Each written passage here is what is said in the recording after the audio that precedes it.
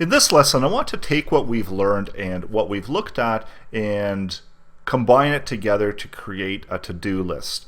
Now, this is one of those common things that we do within reactive libraries where we create input fields and then we add that information over into a list that's being displayed, and then maybe the list we can make it that we can remove stuff from the list, or we can add it as completed. And that's what we're going to do within the next few lessons, show you how to build that out. So let's start out by, we're copied over some of this information here, and I'm going to create message here, so to keep that intact.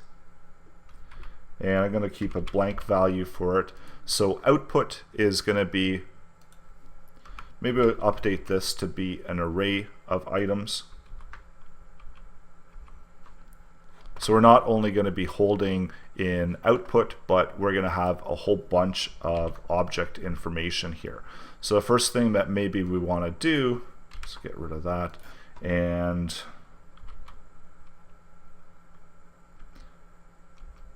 do task or something like that. So give it a name of task, do task, and this is going to be the first task that we want to do, first task.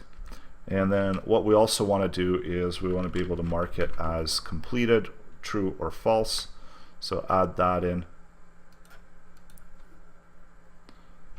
and start it off by default to be, and change that to items. And then over here is where we're going to list out all those items in the list. So we'll create an unordered list with a bunch of list items and v4, and this is where we're going to list out the item in items, and we're going to specify the item do task value and output it there. So let's take a look at this and see how this turns out within our browser. So we've got our first task there, we've got an empty field here, and we're going to set this so that we can add additional tasks in here, and then we're going to add in some buttons in order to control if this has been completed or not. So show you how we can add in to make this clickable as well, so let's do that. So this is something that we also saw in the previous lesson, where we can make these clickable items. So I'm going to add in shorthand click,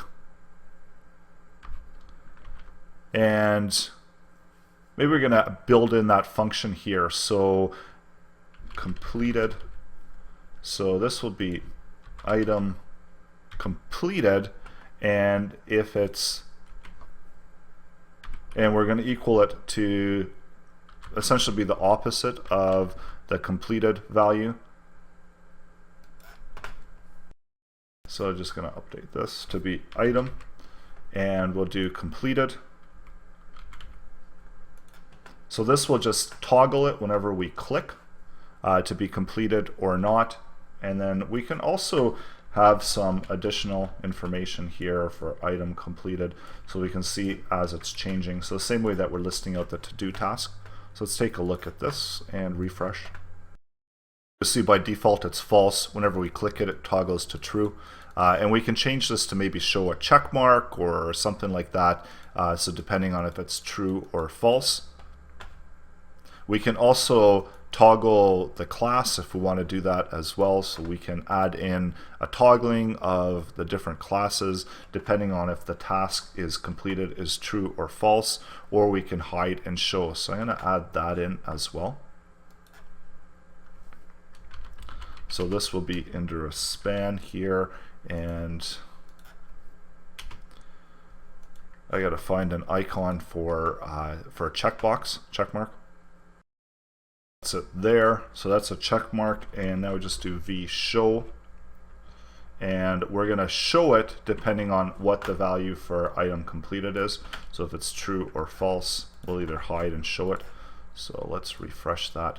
So if it's false, if it's true, and we can actually probably remove out that false and true because that's just looking like it's confusing everything. So let's try this out. So now we can hide it and show it. And actually, I'm going to take this out of a list item and change it into a div, just because that I don't want to go through all that formatting to reset that divs, and I don't want to have all these check marks here. So we can either hide or show it, and maybe a better idea would be to bring this to the forefront. So I'm going to put this span here in front of it.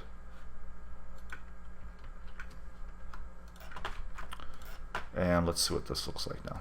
So now we can check it off if we've completed it, and maybe we even want to show an X if it's not completed. So let's put that there, and we can change this to if, and we can change this to v else,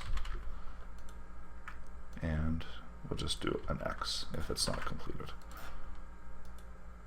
So it's not completed. When it's completed, it checks off.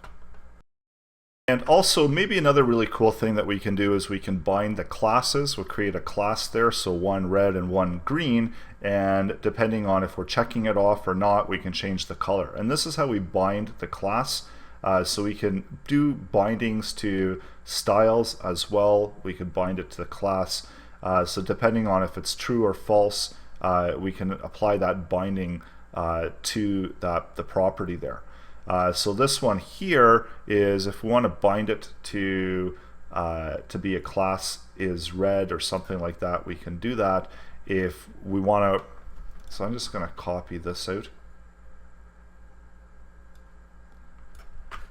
and paste that into our item here, so we could take a better look at that and see what happens here.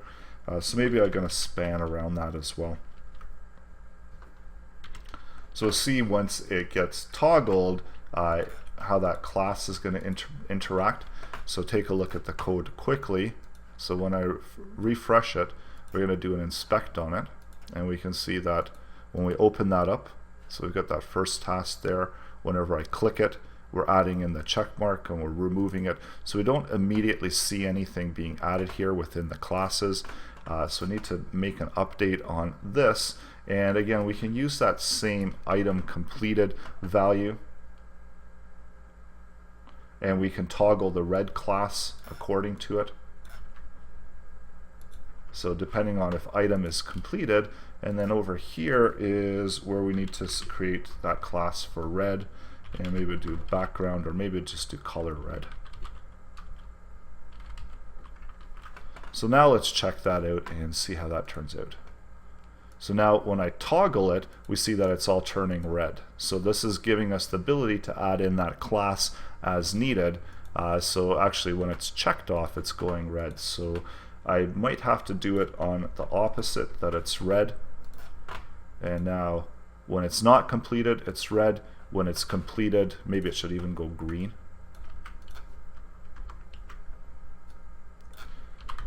So I'll do green if that works out. To do is green, add in the comma separated, update this to green, and now let's check this out. So when we refresh it, we see that it's going green when we're toggling it. So maybe we need to even wrap this class value. Maybe we got to put it even into the parent here. So let's try this out. So now red and green as needed. So we can now, in the next lesson, we're going to take you through how we can add in some additional items into this list, and we can see that this functionality is already going to be in place to them. So that's coming up in the next set of lessons. So the second part to building out our task list.